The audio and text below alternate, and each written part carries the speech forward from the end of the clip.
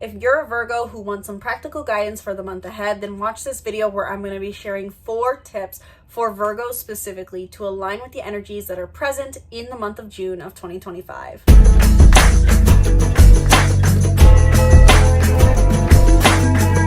Hello my Virgos, welcome back to the channel. I'm Isabel, your spiritual rebel friend, and today we are talking about 4 tips for you specifically to align with the energies of June of 2025, because I think there are a lot of astrologers out there throwing a lot of information at us all.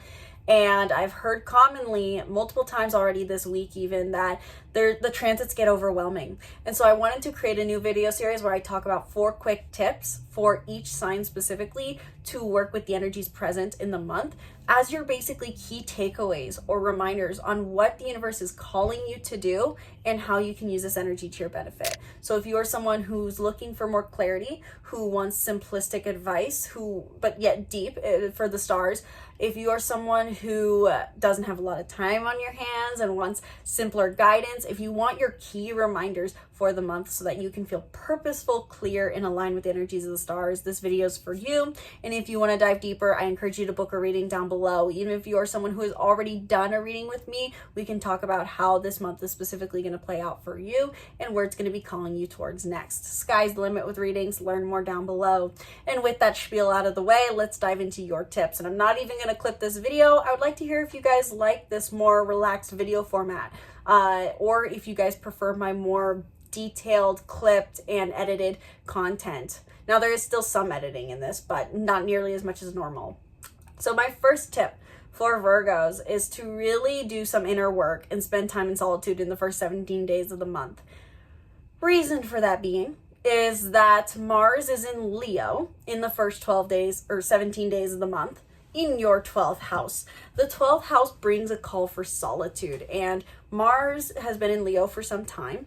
It was in Leo from November 3rd to December 3rd roughly, and then went retrograde, and it was still retrograde in Leo from December 3rd to January. And then it wasn't in Leo until February 23rd because it went retrograde back into Cancer. This is your final stretch, Virgos, for doing introspective work.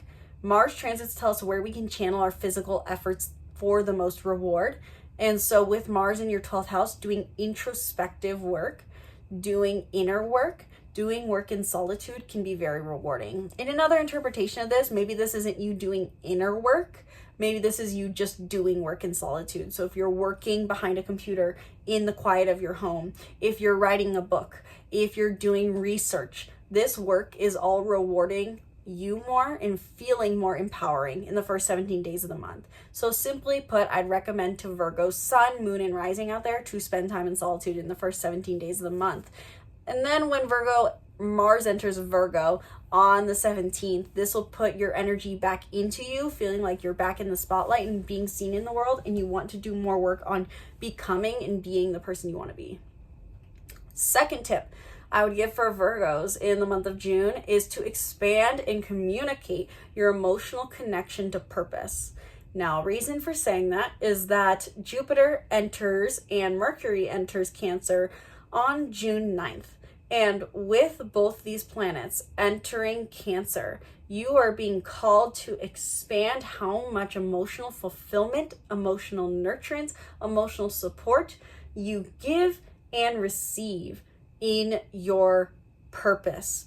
Your purpose being your individual purpose. What are the things you do and the people you surround yourself with that makes you feel like you uniquely have a reason for being here? That is what the 11th house is all about. So hence why we say often projects when we're talking about the 11th house. This may be a purpose-driven project or a cause that you're more so thinking of, or an entrepreneurial journey.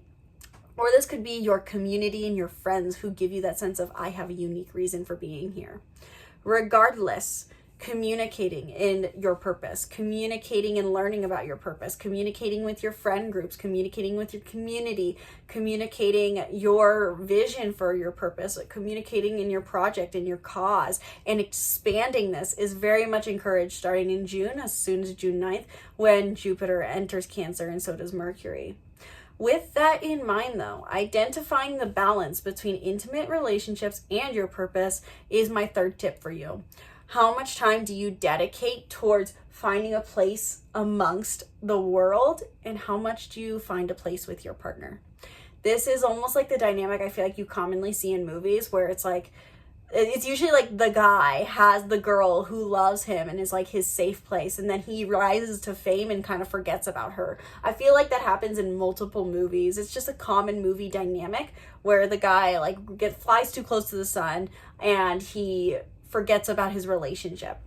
Now, that's not to say that's going to happen for you this month, Virgos. I'm just saying that this month, the stars are encouraging you to question this lesson of, where do you find that balance between I need to change the world, make an impact, and have a place amongst everyone, and how much do I just need to refine my closest relationship? If you are a Virgo who's not in a relationship, it is the dynamic between, what am I looking for, purpose, or am I looking for connection? Really, just simply put, no matter if you're in a relationship, if you have a purpose, if you're single, all these things, you're being called to identify the balance between the purpose intimate relationships serve and the purpose that purpose serves, and what you need of those areas of your life. And finally, the last tip I will give to my Virgos out there is to communicate in your career and purpose until the 26th. Mercury is transiting your 10th house and 11th house in Gemini and in Cancer for the majority of the month, from the 1st through to the 26th. Two different signs, but still this puts a focus on you communicating your career and your visions. And so I would encourage my Virgos out there to really be active in sharing verbally with the world, to communicate their knowledge with the world, especially in the first 9 days of the month in a career setting, and to really talk about purpose and their vision and their aspirations and their meaning in this middle of the month, so to say. Being very active in communication can be very rewarding for my Virgos out there. Of course, with remembering to reflect on that balance between intimate relationships. And the reason I say the balance between intimate relationships and purpose is because we have a square going on from the 15th to the 18th. So especially that week, time period roughly, or 3-day period, can be a time to really hone in on where you balance relationships with your purpose, and where you seek approval from others versus the connection with one person.